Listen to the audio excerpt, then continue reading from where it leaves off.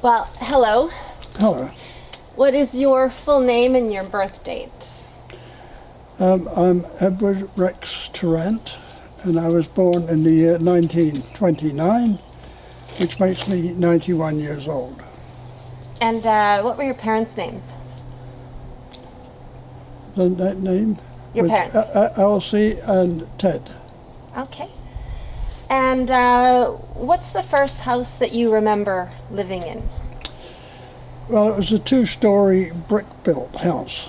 It had 2 rooms up and 2 rooms down.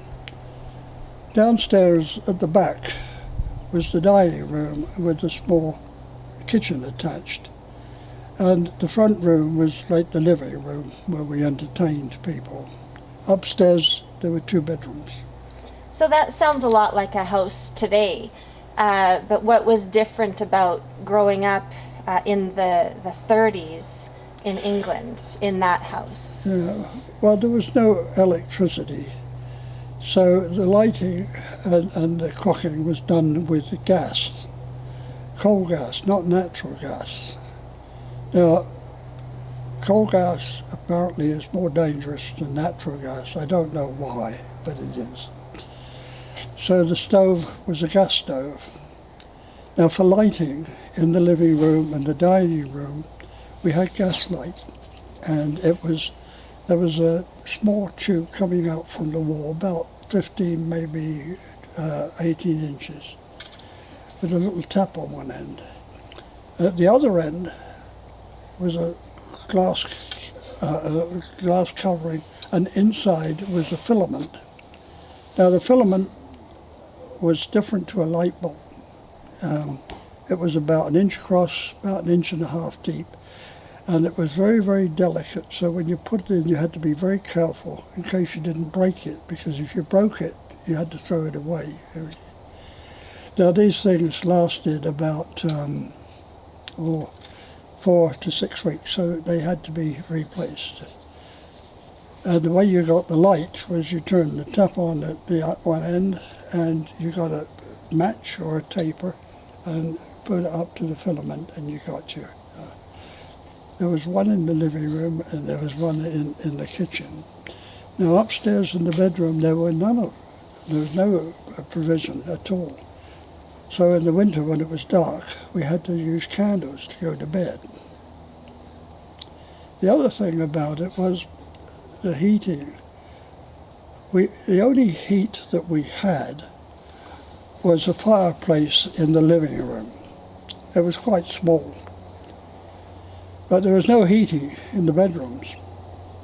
So when you went up to bed to go to sleep, if the temperature outside was freezing, like 0 degrees centigrade or 32 degrees Fahrenheit, that was the temperature in the bedroom. Wow. So it was very cold. So we used to have hot water bottles. But there were 2 types of hot water bottles. There was the rubber type, which we know, but there was also a stone type that was shaped like a log. It was shaped like a log? So shaped like a log with a big stopper in the top. Oh, okay. It was quite heavy. And would that go into the bed? It goes into the bed. And then so the room is still cold? Yeah, no so you had heat. lots of blankets on top. Wow. But of course, when you got into the bedroom, no one ever dressed faster than I did in those days because it was so darn cold. And you were skin and bones, That's right. right? And then you run downstairs, and of course, the fire wasn't lit at that point, so the temperature wasn't much different downstairs, but at least you had your clothes on. Right. Yeah. Huh. And then, so did you have a washroom upstairs? There was no bathroom, and there was no indoor toilet. In the whole house? In the whole house. Now, if you went out at the back door from the kitchen, it opened up into a yard. It really wasn't a garden. It was so small. It was more like a yard. And a few feet from the door was a brick-built shed with 2 doors on it. One door opened into the coal, where the coal was stored. The other was where the outside toilet was. Now, there was a little bit of a problem with an outside toilet because nobody in the middle of the night wants to go outside, particularly if it's raining and it's in the winter. Mm-hmm. So every bedroom had what we called a jerry. Now a jerry was like a big cup, about this big, about that deep, with a handle on it. Oh, okay. And that's was kept under the bed. And in the night, if you had to urinate, you pulled it out. So they called it a jerry. So how is that the same thing as a chamber pot? Yeah. Yeah. Okay. That's the fancy word for it.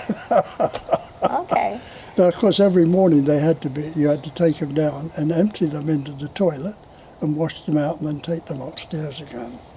So the outside toilet, I'm assuming it was an outhouse type of a thing? Yeah. But it was brick built. Right. Wood was very scarce and expensive in England. That's why all the houses are brick. Even the sheds are brick. Okay.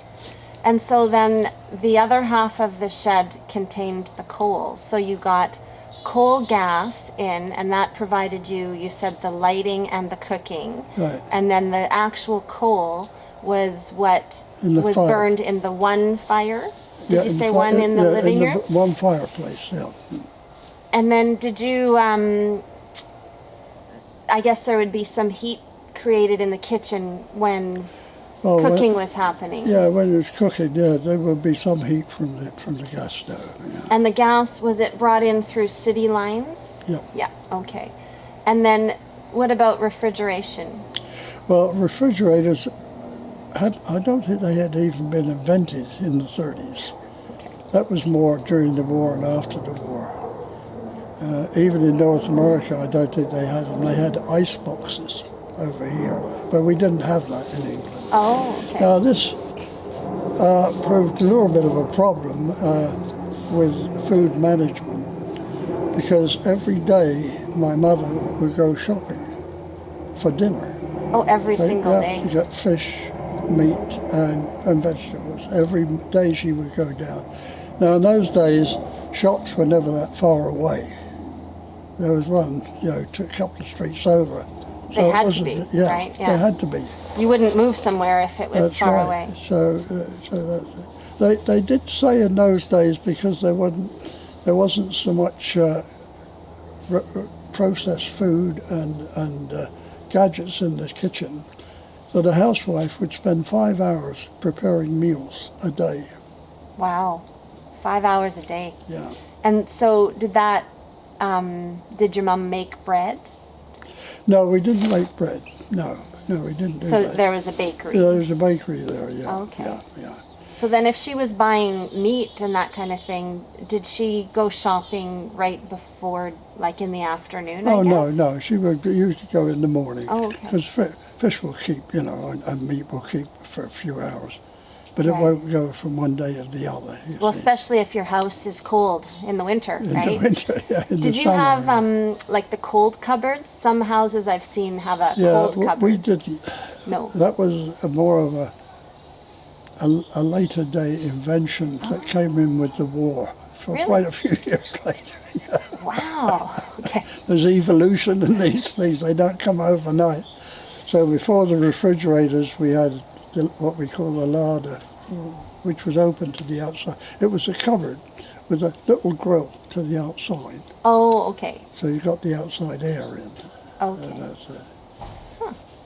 Washing was quite a chore. And in those days, I think it probably still is, but in those days, Monday was the washing day all over Britain. So in the afternoon, on Monday afternoon, anywhere in Britain you would walk down the street, the clotheslines would be full of washing. Oh, everybody did. Everybody washed on Monday. On Monday. Huh. And now, we didn't have any washing machines, but out in the yard we had a big round tub, and we bring that in, put it on the kitchen table. Now, there was no running hot water, so you had to boil the water in the kettle on the stove, and a couple of pots with water. Pour it in. Wow. Now, of course, we didn't have detergents. So what did we have? We had soap flakes, which was actually shaved bars of soap shaved like that. Did you have to shave them, No, or did no, they no, come? it They came, came. it came, yeah. Yeah. And of course, you had to have the water relatively hot to melt them. Oh, right, because soap, Yeah. it would have been made out of animal right. fat and Yeah. what's the other? Yeah. And they don't have the cleaning power that detergents have. And because there was no agitation, the housewife would have to rub all the clothes. And they had washboards, which were about 2.5 feet wide by about 15 inches wide, with ribbed metal boards, and they rub it up and down to get all the stains out. Wow. Yeah. So. Then of course, you now have to take it to the sink to rinse them. And then you had to take them outside. Now, we didn't have a dryer, but we had what we called a mechanical mangle. Okay. And it stood about 5 feet tall, and there were two rollers about 2.5 feet at about 6 inches, and one was on top of the other, and you wind the handle and you put the clothes through to dry them, to squeeze the water out, and then you hung them on the line. So did most homes have that? Yeah. Yeah. Most people had a mangle. Otherwise, you had to rinse, Yeah. and that. So that was a step up from the previous generation. Right. Now, if it rained, then of course you couldn't have your washing on the line. So what you did is you lit the fire in the living room, and you put a clothes horse around it. It was a wooden frame, and you hung the clothes on it to dry. Rather painstaking, because you had to do it 2 or 3 times because it would only take so much clothes, you see. Now, Tuesday was ironing day. All the housewives ironed on Tuesday. Now, of course, with no electricity in the house, there was no electric iron. So what they had was irons that were made of solid metal with a handle and the same big shape, but you had to heat them on the gas stove. Okay. And of course, they were, because the handle was attached to the bottom, it was very hot. So you had to have cloths to take them off. So what the housewife would do is she would take the thing off, she would put another one on, because it will only hold the heat for so long. And it probably takes a while to warm it up too. Yeah. Right. So So she has 2. yeah, she had 2. So she'd be either with one while the other one was doing. And then when this one started to get cool, then she changed it over. So you can see why, a housewife was very, very busy in those days, And